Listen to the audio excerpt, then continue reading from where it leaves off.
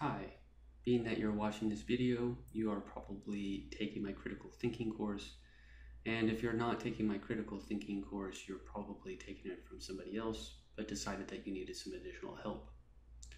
What I'm going to do in this particular video is give an overview of what's going to take place in this course. So if you will, just kind of an introduction to it. So let's turn our attention to that.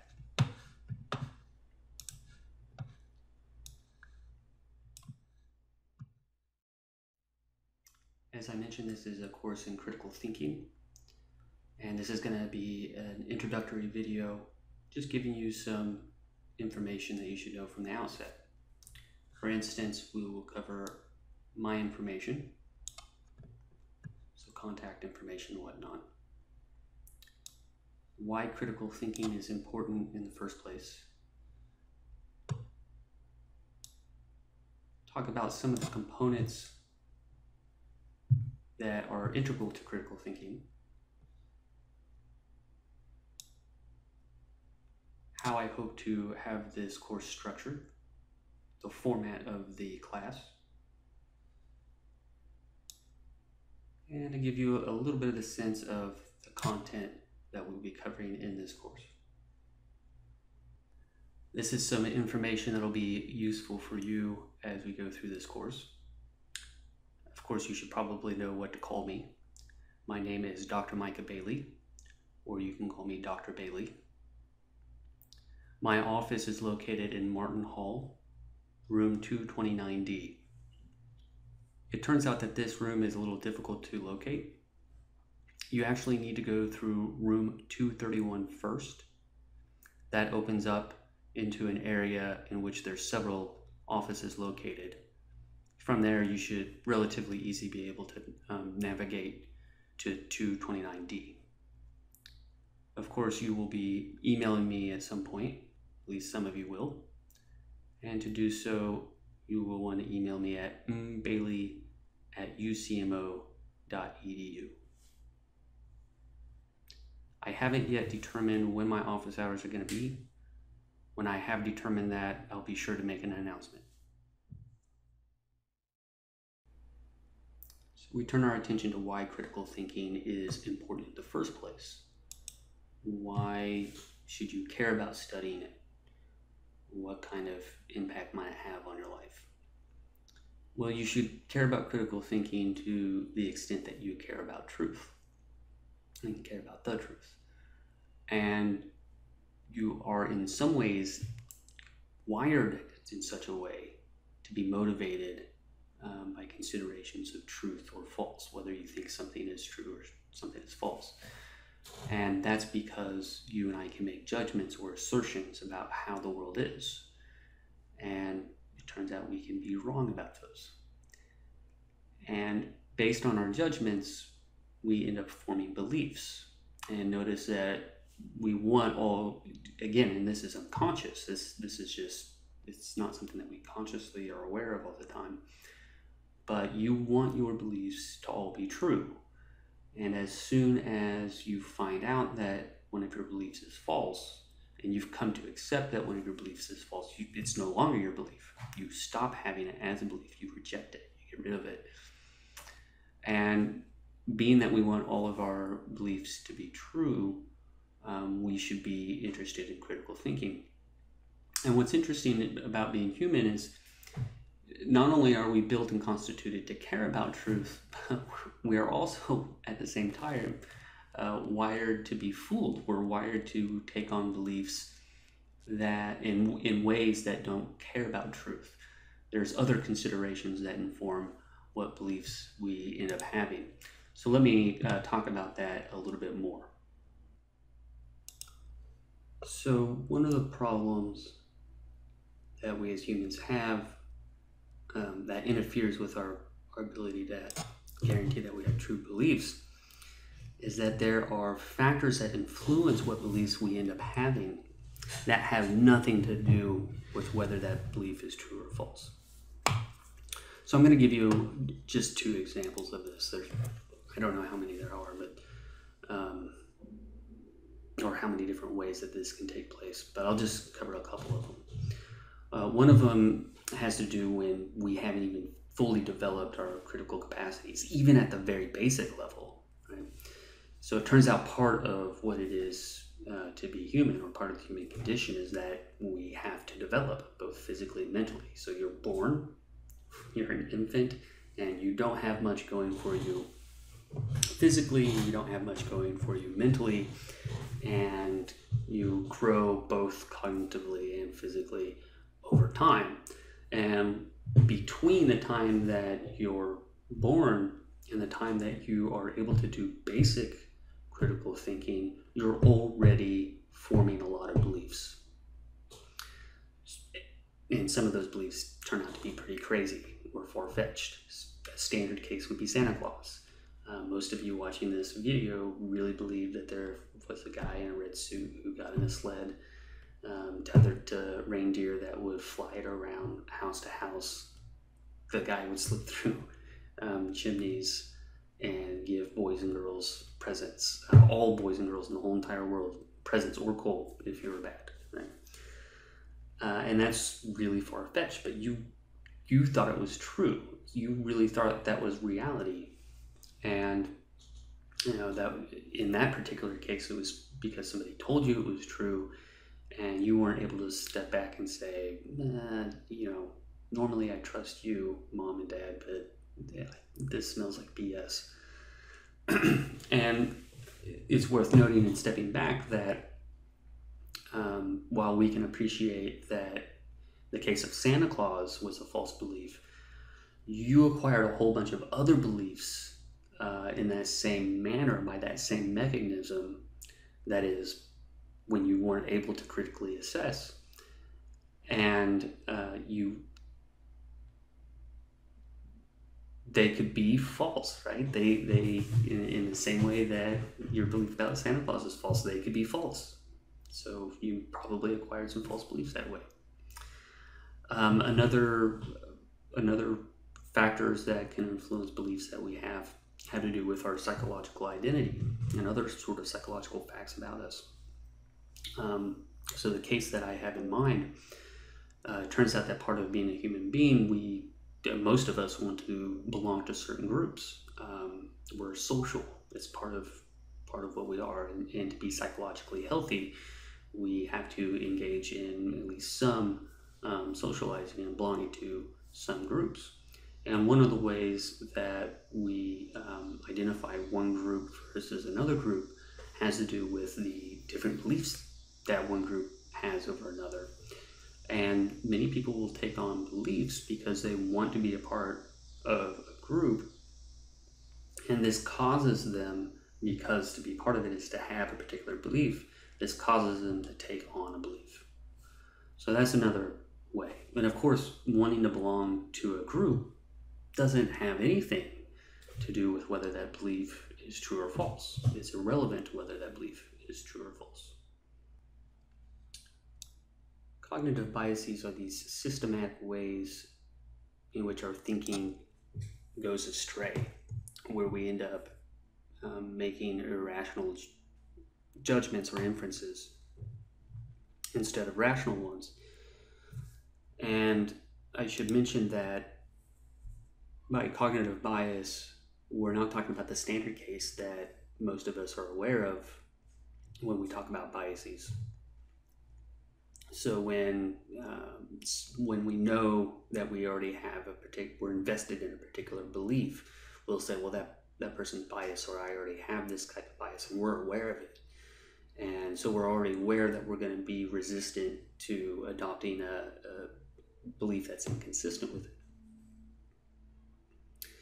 Cognitive biases, on the other hand, are much more insidious because we're typically not aware that we're falling victim to them when we are falling victim to them. And what I want to point out, we're going to look at a few examples here in the next slide in just a slight detail. I don't want to go into too much detail about it. But what's important to note right now is these cognitive biases are well studied by psychologists, and they are ingrained in human beings, in our psyche. I can't get away from, I'm not an exception to these biases. You're not an exception to these biases. So we're saddled psychologically, both these cognitive biases and these other factors that I had mentioned, we're saddled with these, and they will lead us to false beliefs. They at least don't guarantee or aren't good mechanisms by which to guarantee that we have true beliefs.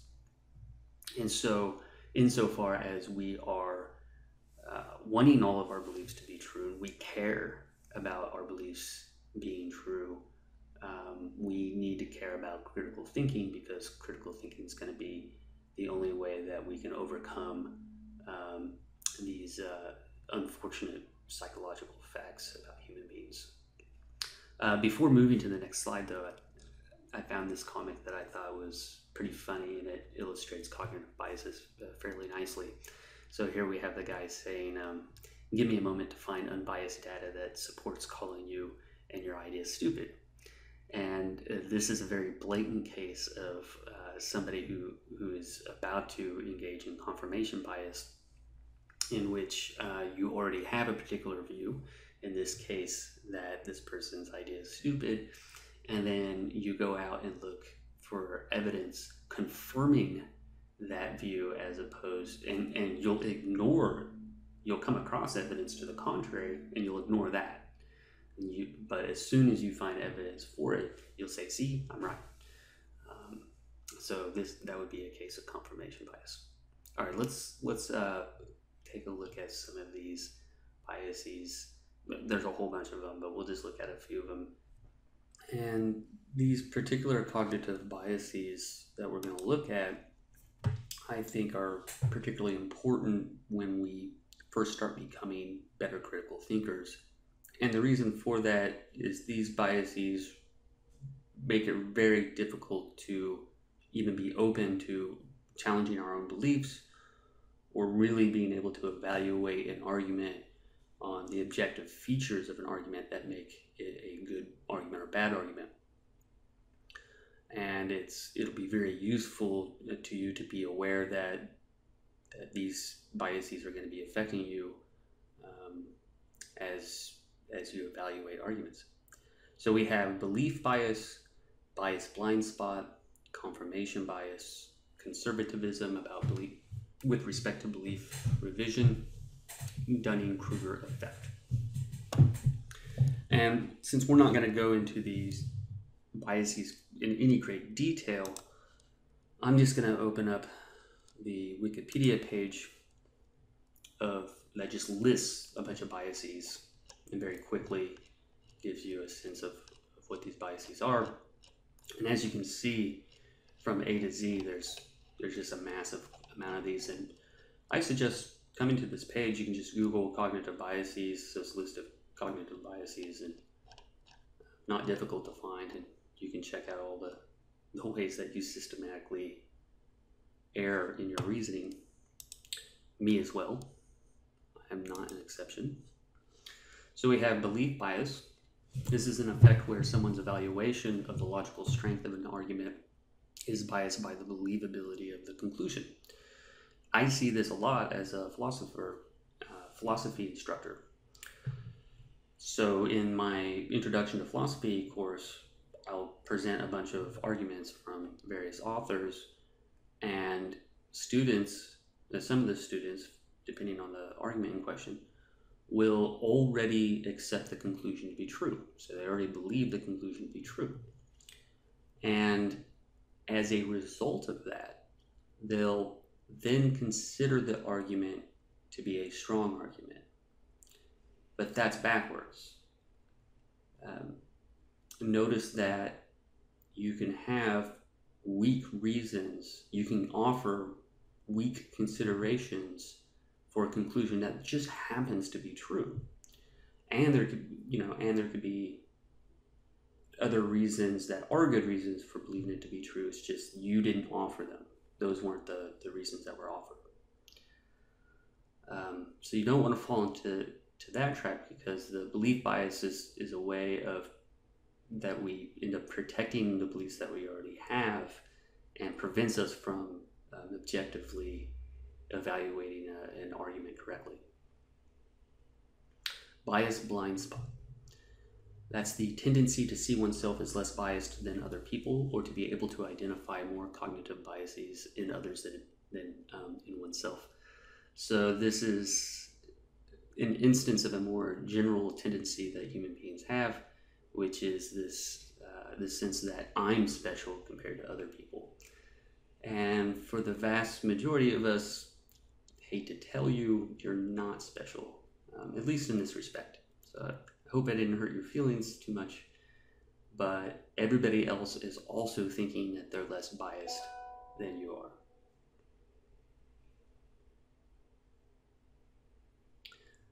Then we have confirmation bias.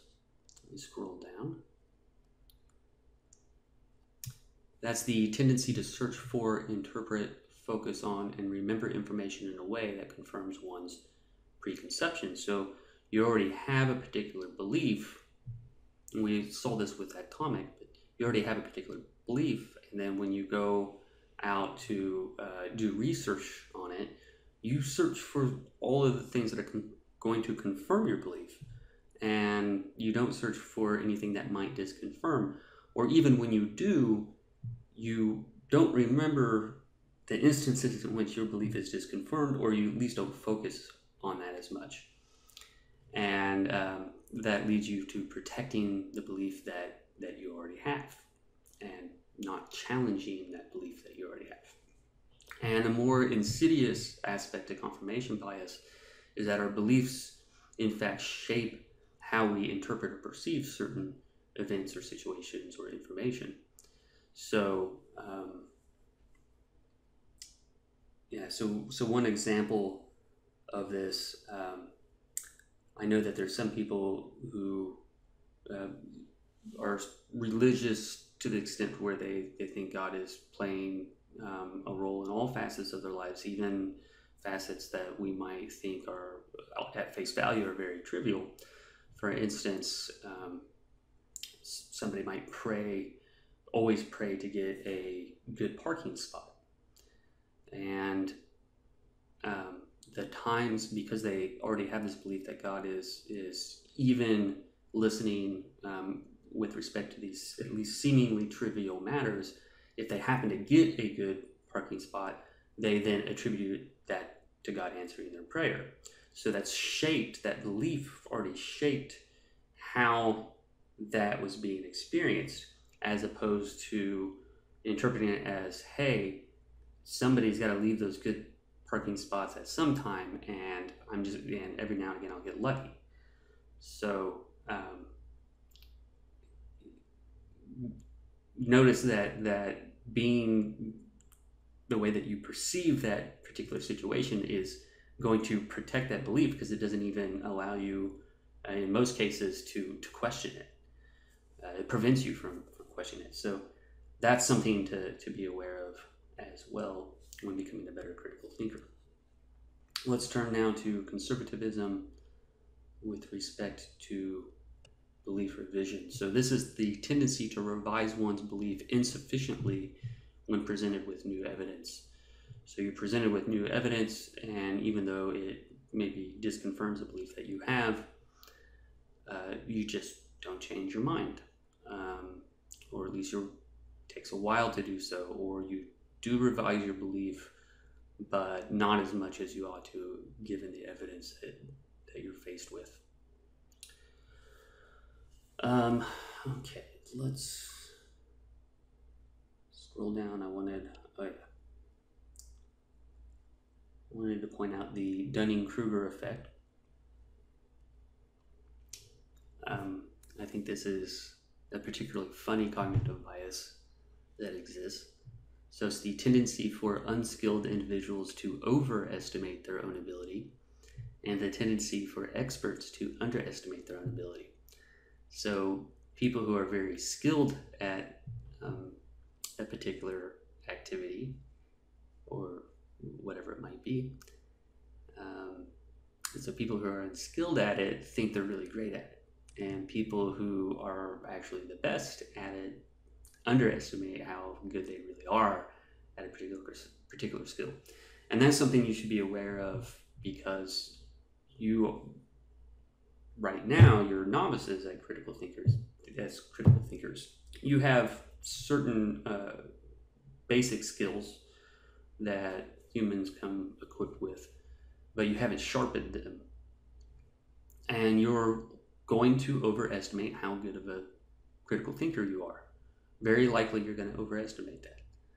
And that's something to be aware of as we proceed. And you should try to routinely bring up to yourself, hey, maybe I'm not as good at being a critical thinker.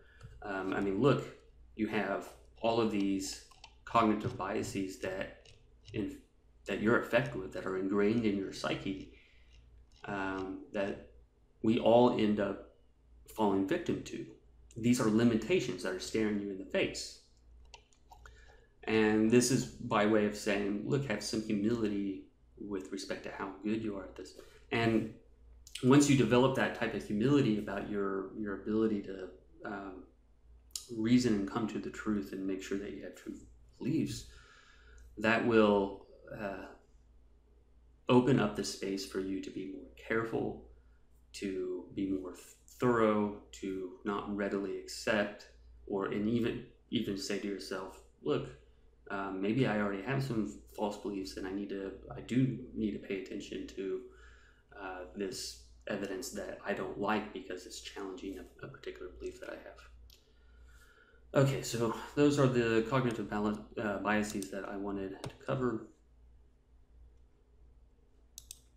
And now we're going to switch gears and talk about what critical thinking is, so what the components of critical thinking are. So the first thing that I want to point out is that when we talk about when we talk about our thinking being critical, we don't mean judging harshly. We don't mean judging in a mean fashion. Instead, what we're talking about is the evaluation of information in a particular kind of way, generally speaking, in a careful and thorough manner. And it turns out that there are appropriate ways of evaluating information, and there's inappropriate ways of evaluating information. And the various kinds of components here in this yellow box are part or integral, or are certain methods that help us achieve this careful and thorough evaluation of information. So they help us become better critical thinkers, or they're part of what we have to do to be critical thinkers. So we have epistemic humility, and epistemic is a fancy word for knowledge or for justified belief. And the idea with epistemic humility is reflecting on the fact that having true beliefs is hard, and that we as human beings have certain limitations that we really have just been discussing. And to note that we're overly confident about our beliefs, that our beliefs are the ones that we happen to hold are true. To push this point, you can think of one of the finest scientific minds, if not the greatest scientific mind, Isaac Newton, to have ever graced the world. One, he was brilliant. Two, he rigorously tested his theories. And three, he was wrong. We know that his theories were false. So here you have this person who is unbelievably brilliant, more brilliant than me and probably anybody that'll watch this video. And he still had false beliefs, even though he was a critical thinker, even though he was thinking critically. So that should hopefully give you a sense of humility about your own case, since you haven't tested your beliefs as rigorously as he did, and you're probably not as intelligent as he is, yet you have been forming beliefs, so yours might be false as well. All right, let's talk about some of the components to critical thinking. So we have analysis, and what we mean by analysis is breaking down information into more basic components, and this allows information to be more digestible. The flip side to that is synthesis. So that's when we take disparate bits of information and then examine how they fit together and what they might entail, etc. Another couple of important parts of critical thinking involves conceptual analysis and conceptual distinctions. It turns out that we think through concepts. So these are the types of representations, if you will, by which we think, by which we make judgments. And one of the things that's a component of being a careful thinker is really thinking about what is already contained in the concept that we're using.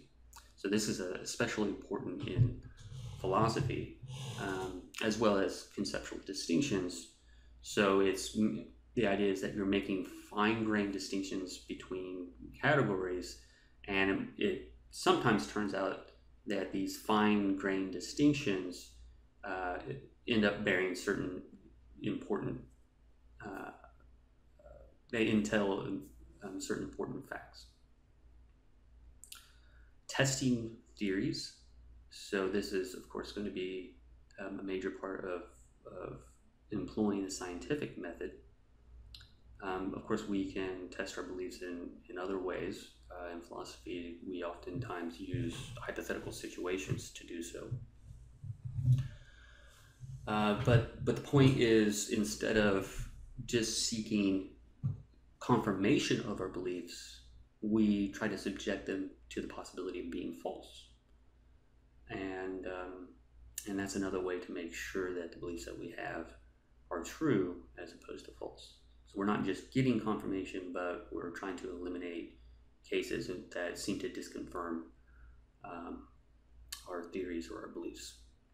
Now, those aspects, those components of critical thinking, we're not going to focus all that much in this course.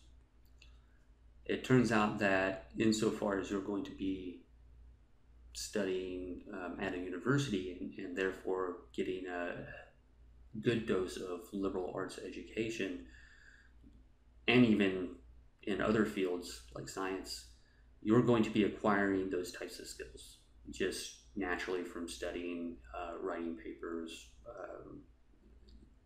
having to do analysis and synthesis of various kinds. So you're already acquiring,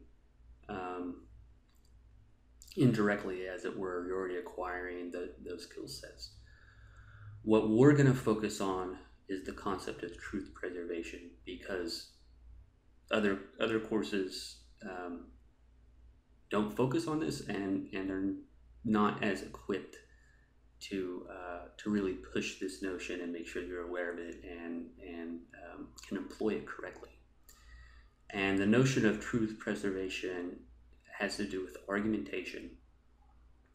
So when we offer arguments, we're offering reasons that are supposed to suggest or entail that a conclusion is true. So the idea is the truth of the reasons that I give you are supposed to preserve that truth carry that truth into the conclusion, such that if you accept the reasons, then as a result of it being a truth-preserving argument, you have to accept the conclusion. So that is what we're going to focus on this class, truth preservation. All right, so let's turn our attention now to how I'm going to be structuring this course. So what I want to do for this class is to have a flipped classroom, or what's sometimes called a hybrid classroom. And the idea is that I'm going to make these videos, not unlike the one that you're watching now, although I anticipate they'll be much shorter in length. But I'm going to make these videos in where I discuss the various concepts that we're covering, and those will be my lectures, and you'll watch those at home, or at least outside of class. And then when you come to class, one, I want you to have written down questions that you had that concepts that you want more additional clarification on. But then also we're going to do homework or exercises that have you practicing employing the various concepts that we're covering. And in this way, I'll be available to you if you need additional explanation for understanding why the right answer is the right answer or why a wrong answer is the wrong answer, etc. So I think that this will make better use of me as an instructor in helping you learn. So I'm looking forward to this. All right, so that's going to be the structure of the class. Let's briefly talk about some of the things that we're going to be covering in this course. All right, so generally speaking, we're going to be interested in argumentative analysis. Let me grab this pencil here real quick. So we're going to be interested in argumentative analysis. And in order to do that, we need to be able to identify when a passage is in fact an argument as opposed to some other type of passage. Turns out we can be confused about whether we're being offered an argument or not. So we need to be able to identify an argument, to identify when somebody's trying to convince us of a particular position. Then once we're able to identify arguments, we're going to be interested in determining validity and strength. Also soundness and cogency, but more specifically validity and strength. And as we'll see, validity and strength coincide with this general concept that we're going to be worried about, which is truth preservation. So determining whether an argument is valid or strong is to determine whether the argument in some sense is truth preserving. If it's truth preserving, then in that sense it's a good argument. If it's not truth preserving, then the argument's trash. It's no good. It's not a convincing argument. And so once we cover the concepts of validity and strength, then we're going to turn our attention towards methods of determining whether an argument is in fact strong or not strong. And a few of those methods, especially once we get into deductive arguments in more detail, some of those methods will include Venn diagrams. So you may have seen diagrams that look kind of like this.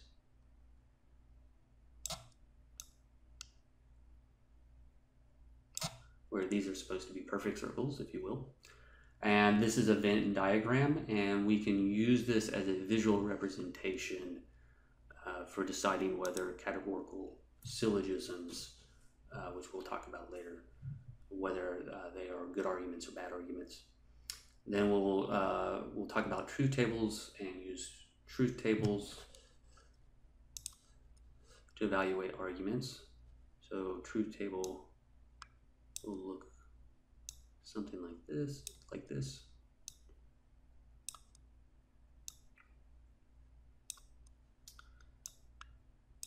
You'll have different propositions that we can represent with letters like P and Q. And we'll give different values of truth and false in such a way that we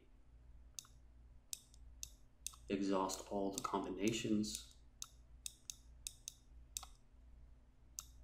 And we can use this to determine whether compound sentences are going to be true or false depending on which circumstance obtains. And we can even use this to evaluate arguments and whether an argument is a good argument or a bad argument. And likewise, we'll discuss truth trees towards the end of this class. All right, so that's a basic general overview of what's going to be transpiring in this course. I hope it sounds fun and exciting, or at least, if not fun and exciting, at least illuminating and enlightening. And I look forward to having this course with you, and I hope you'll enjoy as well.